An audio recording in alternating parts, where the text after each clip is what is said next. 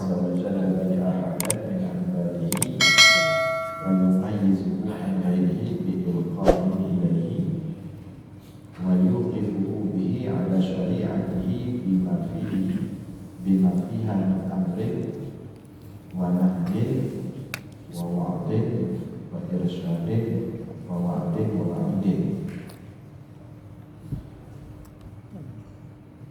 Wa nubuwwah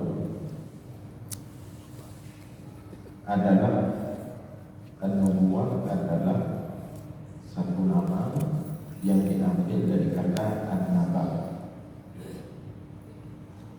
An-nubuwwah adalah satu nama yang diambil dari kata an-naba.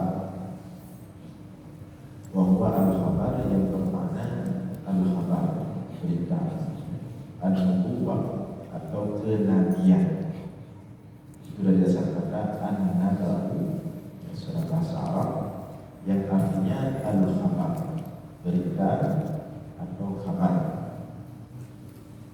Itu secara bahasa.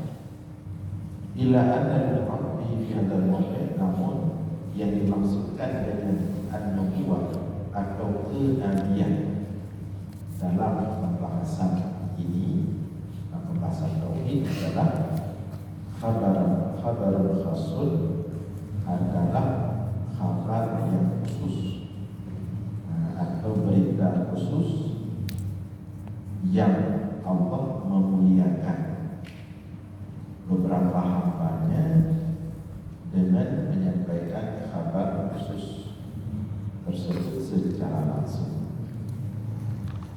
Fayumayyizuhu an ghairihi bi ilqa'ihi ilaihi, maka dengan Allah menyampaikan langsung kabar kepada sebagian hambanya itu, maka kemudian berbedalah hamba tersebut dengan orang lain. Artinya dia menjadi orang yang mendapatkan kabar khusus langsung dari Allah. Itulah kemudian disebut dengan Nabi. Di alat Nabi itu dasar katanya an-nubuwwah dari kata an-naba, berita atau kabar. Kenapa disebut dengan Nabi? Artinya sesuai dengan dasar katanya an-naba, orang yang mendapatkan berita langsung dari Allah, orang yang Allah menyampaikan berita secara langsung kepadanya. Ini disebut dengan an-nabi. Wa yuqifuhu bihi ala syari'atihi bima fiha min amrin wa nahyin wa wa'din wa irsyadin wa wa'din wa wa'idin. Dan kemudian Allah tempatkan si hamba tersebut yang mendapatkan berita langsung dari Allah atau khabar langsung dari Allah, kalau kita menyebutnya dengan wahyu. Kemudian Allah wajibkan si hamba itu berada di atas syariatnya Allah, yang mana isi daripada syariat Allah itu min amrin, ada yang berbentuk perintah melakukan sesuatu, wa nahyin, ada yang berbentuk larangan daripada melakukan sesuatu, wa wa'din, ada yang berbentuk, ada yang berisi wa mau'izah, wa irsyadin, dan petunjuk, wa wa'din, dan janji, wa wa'idin, dan ancaman-ancaman. Fatakun nubuwwah ala hadzal khabar wal ma'rifah bil mukhbarat al mawsufah, maka jadilah hamba tersebut sebagai nabi dengan adanya kabar tersebut yang dia dapatkan langsung dari Allah. Ifan Nabi sallallahu alaihi wasallam wal mukhbarnya, maka seorang nabi itu adalah orang yang mendapatkan kabar langsung dari Allah. Kan disebut dengan nabi. Beda dengan selain nabi. Selain nabi tidak ada yang dapat kabar langsung dari Allah. Seperti kita ada dapat kabar langsung dari Allah. Dah ada usaha, dah ada jalan. Misalnya ada orang bertanya, adakah cara mendapatkan berita langsung dari Allah, suatu kabar langsung dari Allah? Tidak ada cara. orang yang mendapatkan kabar langsung dari Allah itu adalah orang yang memang dipilih oleh Allah. Kemudian disampaikanlah kabar-kabar atau berita-berita tersebut dengan wahyu kepada mereka secara langsung dari Allah. Sehingga setelah mereka mendapatkan berita yang langsung dari Allah tersebut, mereka inilah kemudian disebut dengan Nabi. Nah, sampai di sini ini baru Nabi. Artinya dia yang mendapat, orang yang mendapatkan kabar atau berita langsung dari Allah itu sudah disebut dengan Nabi. Belum ada hubungannya dengan menyampaikan kepada orang lain. Belum ada urusan dengan menyampaikan kepada umat.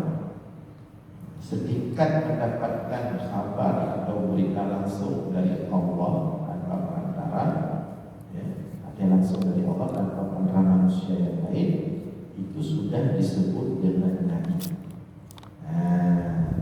Jadi sederhana aja, punya Nabi, maka bukan Nabi. Maka dipakai kata-kata An-Nabi. Dasar bahasa Arabnya An-Naba. Yas'alunaka 'anil naba'il 'azim. Dalam surah apa itu? Dalam surah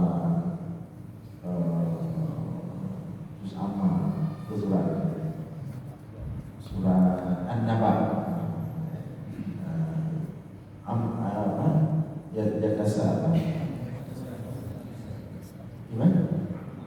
Amma yatasaalun 'anil naba'il 'azim. An-Naba. Jadi An-Naba itu berita. Dari kata itulah An-Nabi. An-Nabi disebut An-Nabi karena menerima berita. Dari siapa? Langsung dari Allah. Maka disebut mereka itu An-Nabi atau Nabi. Jadi dengan semata-mata menerima berita langsung dari Allah disebut dengan Nabi. Kemudian apakah berita yang diterima itu harus disampaikan kepada umat atau tidak? Itu tidak ada urusan dengan Nabi. Jadi pokoknya kalau dia sudah dapat berita langsung dari Allah atau wahyu dari Allah, dia disebut Nabi. Namun fa'in dhafa ila hadha at-tawqif amrun bi tablighihi an-nasa wa da'ahum ilaihi kana nabiyyan rasulan. Tapi kalau setelah mendapatkan berita dan wahyu dari Allah, kemudian bertambah dengan harus menyampaikan kepada umat atau kepada manusia yang lain terhadap berita yang dia dapatkan langsung dari Allah, maka itu disebut dengan Nabi dan Rasul. Nabi sekaligus dia Rasul. Jadi kalau Nabi, dia yang penting dapat wahyu dari Allah. Kalau kemudian setelah dia dapat wahyu, Allah perintahkan dia menyampaikan wahyu itu kepada umat, mengajak umat kepada wahyu itu, berarti itu Rasul. Karena demikian, wa in ulqiya ilaihi liya'mala bihi fi khassatihi wa lam yumar bi tablighihi wa du'a ilaihi kana nabiyyan wa lam yakun rasulan.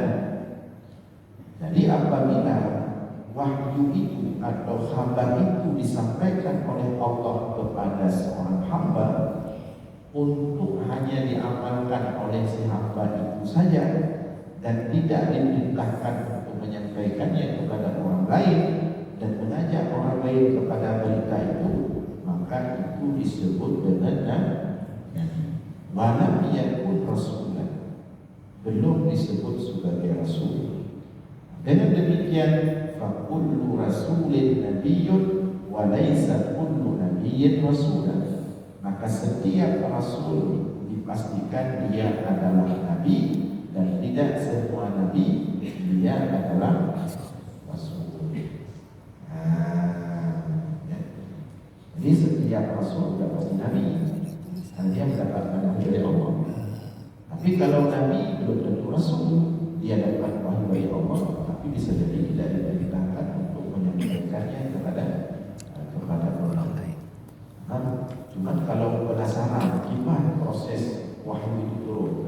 kita tidak ada acara, tidak ada acara kalau merasa ada acara. Itu khusus Nabi dan Rasul. Itu Allah pilih mereka. Sebagaimana pernah kita sampaikan dulu, kalau Nabi dan Rasul ini tidak bisa diusahakan, tidak bisa ditarget, direncanakan. Itu memang murni pilihan Allah.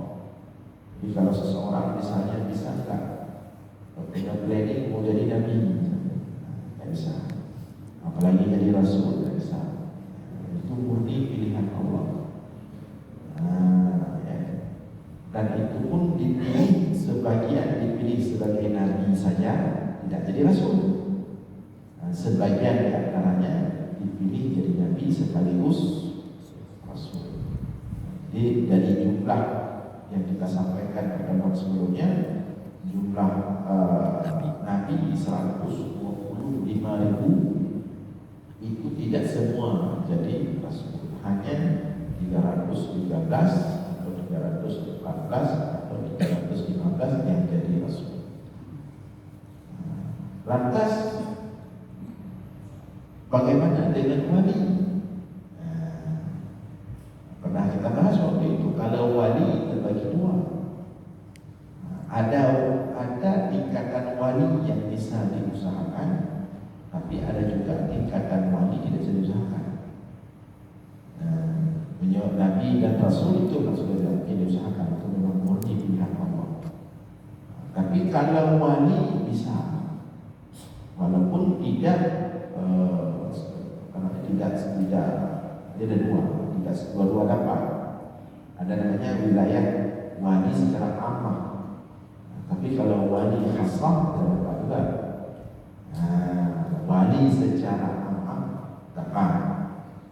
Wali secara umum kalau mau diusahakan. Saya kena target je ke wali.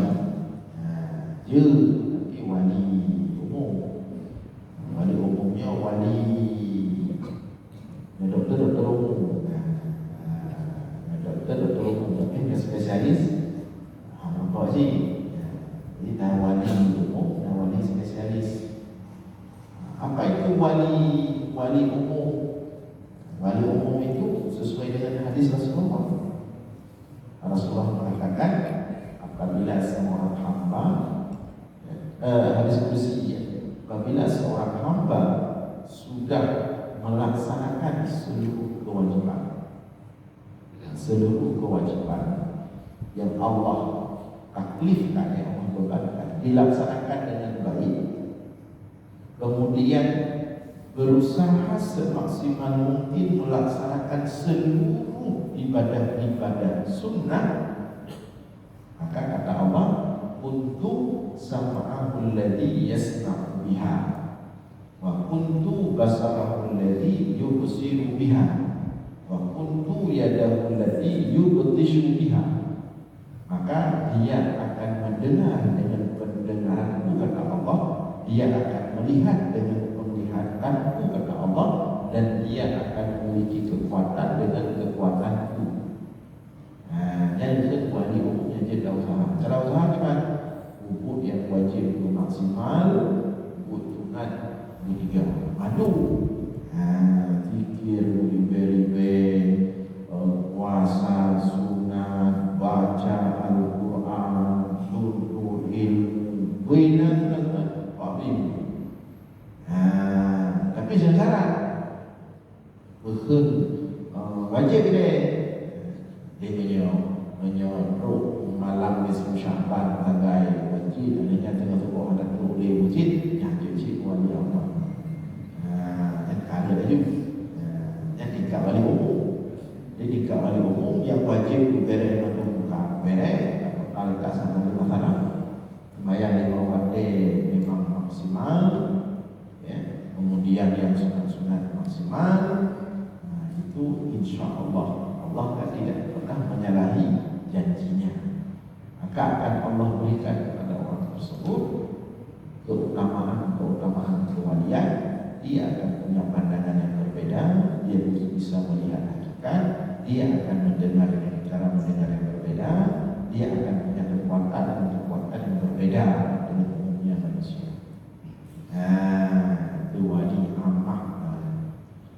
di atas itu lagi ada wali khasah. Itu tidak bisa diusahakan. Nah, wali khasahnya orang khusus. Nah, siapa wali khasah itu? Itu juga pilihan Allah. Nah, yang wali khasah ini, yang diri mereka sendiri mereka tidak tahu sudah jadi wali. Draw kita ni ada doktor draw gaji itu wali, ini wali khasah. Kita sudah level tinggi. Nah, tapi walaupun setinggi apapun tetap di bawah Nabi dan Rasul. Cuma kalau yang tinggi wali khasah, nah, dia sendiri tidak tahu dia itu wali. Jadi kalau ada orang yang mengatakan dirinya wali secara wali khasah, tak lewat. Nah, secara wali umum gimana? Ada nak tiba-tiba Semayang asar apa tadi? Semayang Arab Maghrib, ada lewat je. Semayang lehu apa tadi? Arab asar, ada lewat je. Wali umum ada lewat, wali khasah. Nah, jadi itu level-levelnya. Cuman kalau Nabi dan Rasul ini sudah khusus, ya, pilihan Allah, tidak ada usaha siapapun yang berusaha menjadi Nabi dan Rasul, maka dipastikan dia itu Nabi dan Rasul palsu, bukan asli. Nah,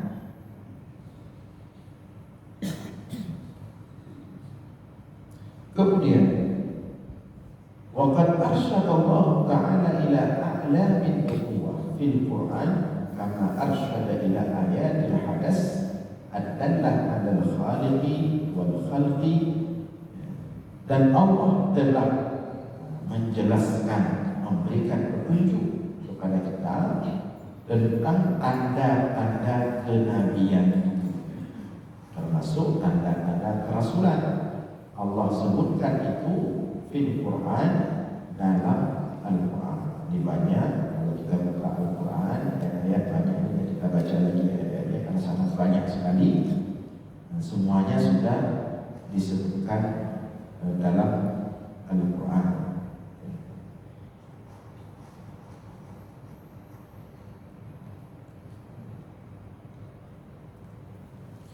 Wa mu'jizatir rusul kanat asnafan katsirah.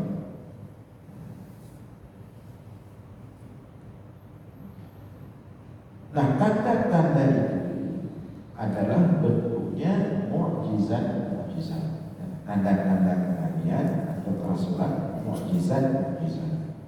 Wa mu'jizatur rasuli kanat asnafan katsirah. Dan mukjizat Rasul itu asnafan katsirah, banyak sekali bentuknya. Wa qad akhbara Allah 'azza wa jalla annahu a'fa Musa alaihi afdhalus salat wassalam tis'a ayatin bayyinat. Misalnya Allah memberitakan dalam Al-Quran bahwa sesungguhnya Allah telah memberikan Nabi Musa itu 9 tanda-tanda kerasulannya. Apa 9 tanda-tanda kerasulan Nabi Musa? Al-Asa. Al-Asa ini tongkat. Nabi Musa punya tongkat bisa membelah laut. Antaranya waliyadun, dan di antara tanda kerasulan Nabi Musa itu tangan, dari tangan. Kita lihat ya, kalau tangan itu disuruh keluarkan oleh Allah tangannya dari saku bajunya, tiba-tiba tangan Nabi Musa itu bercahaya. Wadam, dan darah, diceritakan oleh Allah dalam Al-Quran tentang darah. Jadi pernah seluruh sungai-sungai Mesir semuanya berubah menjadi darah. Itu di antara mukjizat Nabi Musa alaihissalam. Dia Musa, jadi orang-orang Mesir waktu itu, Bani Israel minta kepada Musa, tunjukkan tanda kamu itu Rasul. Maka Nabi Musa mengatakan, saksikanlah air akan berubah menjadi darah. Kemudian tidak lama setelah ucapan Nabi Musa itu, seluruh air-air yang ada di Mesir menjadi darah. Itu belum darah. Itu adalah mukjizat Nabi Musa.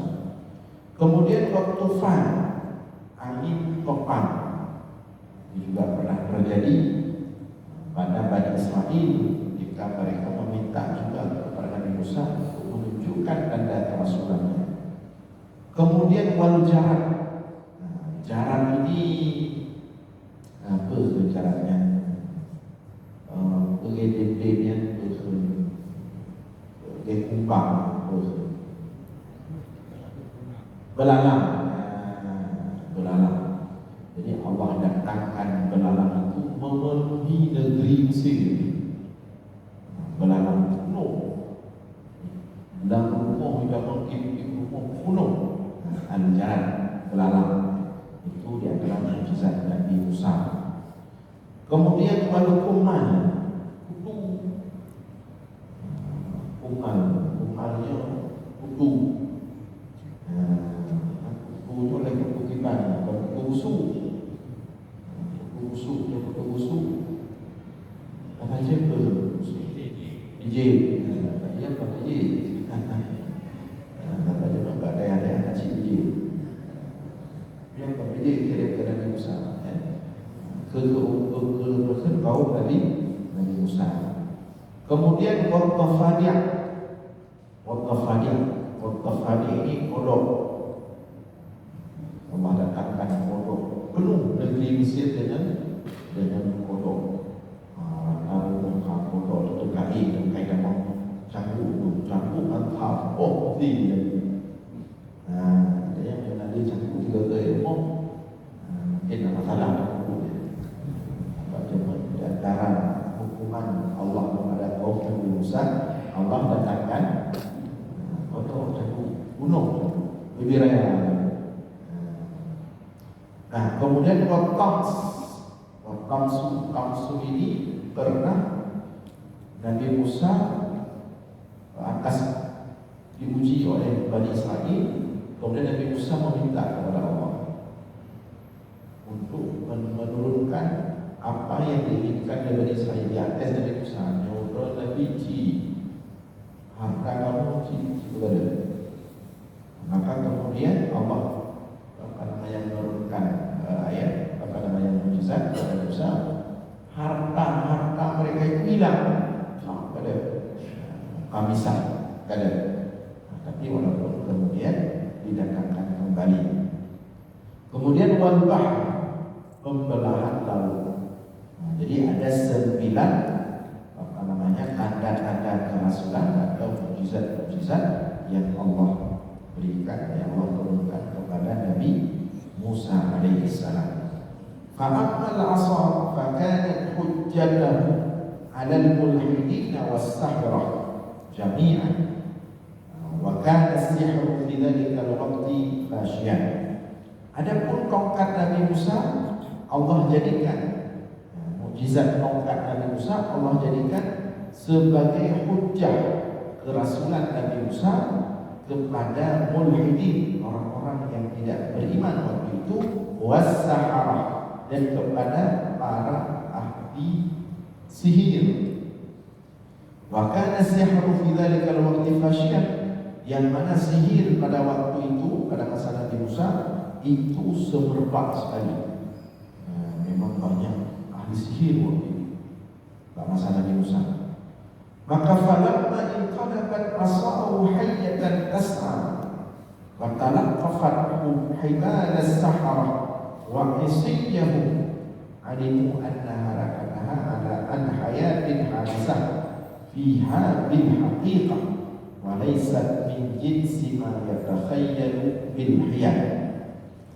Jadi manakala tongkat Nabi Musa berubah menjadi ular yang besar yang kemudian bergerak dan menelan seluruh ular-ular para penyihir, mereka ketika itu mengetahui bahwa tongkat Nabi Musa inilah yang betul-betul berubah menjadi ular asli. Adapun tongkat-tongkat penyihir itu walaysat min jinsi ma yutakhayyalu bil hayat. Adapun tongkat-tongkat penyihir Nabi Musa itu bukan ular. Dia urung ular penyihir. Jadi waktu itu tongkat-tongkat penyihir Fir'aun kan berubah jadi ular tu kan, ular. Yang dia baru ular.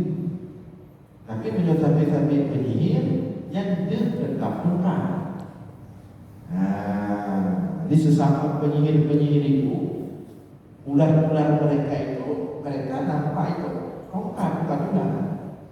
Cuma kemampuan sihir mereka mampu menyihir para penonton. Oleh para penonton yang nampak itu adalah ular. Jadi ketika tongkat Nabi Musa kemudian dilemparkan, wah, jadi ular ya. Oleh para penyihir melihat itu ular asli. Maka mereka sadar kalau tongkat-tongkat mereka yang mereka lempar itu tetap nampak tongkat bagi mereka, cuma belum kalau ada itu. Para penyihir ada di sana tongkat dulu yang nanti. Tapi begitu dilempar tongkat Nabi Musa, dilihat oleh para penyihir ini betul-betul ular, bukan sihir. Dan sulap untuk ilmu. Maka ketika itu mereka sadar bahwa yang ada pada Nabi Musa itu betul-betul mukjizat, hujjah, ya, bukti kerasulan Nabi Musa.